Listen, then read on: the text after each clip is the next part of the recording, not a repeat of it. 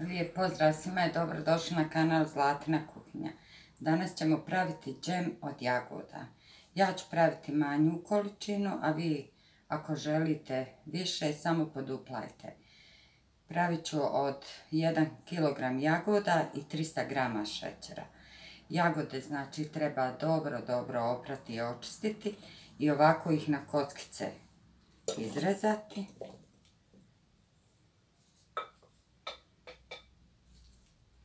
Dodat ćemo odmah i šećer i ostavit ćemo ovo nekih 2 sata.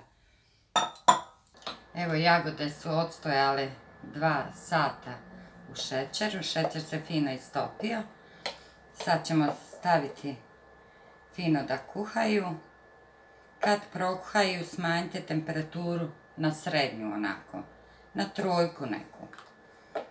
I neka se istiha fino kuha. Vidite kako lagano kuha, samo morate skidati ovu bijelu pjenu, to obavezno.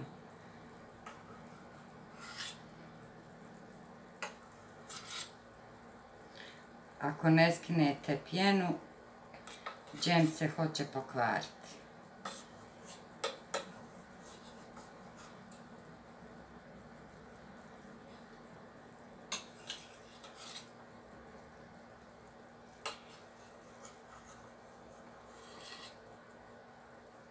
Evo ga, džem je gotov, pogledajte kako je fino gust. Tačno 40 minuta sam ga kuhala na tihoj, laganoj vatrici. Sad ćemo u zagrijane tegle odmah vrući džem da stavimo.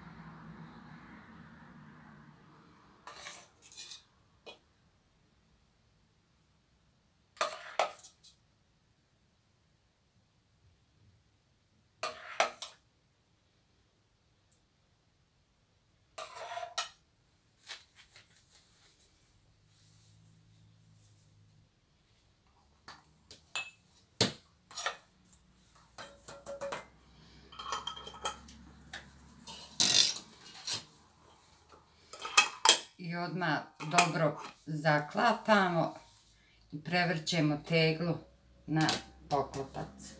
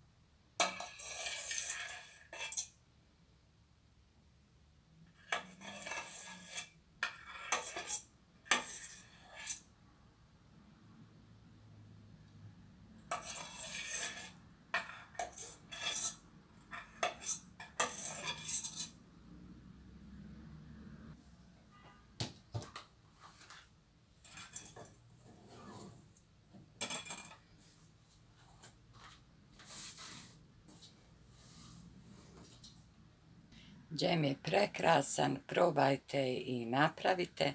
Nadam se da će vam se svidjeti ovaj moj video. Hvala vam puno što me pratite, neizmjerno sam vam zahvalna. Puno vas pozdravljam, do sljedećeg videa, čao!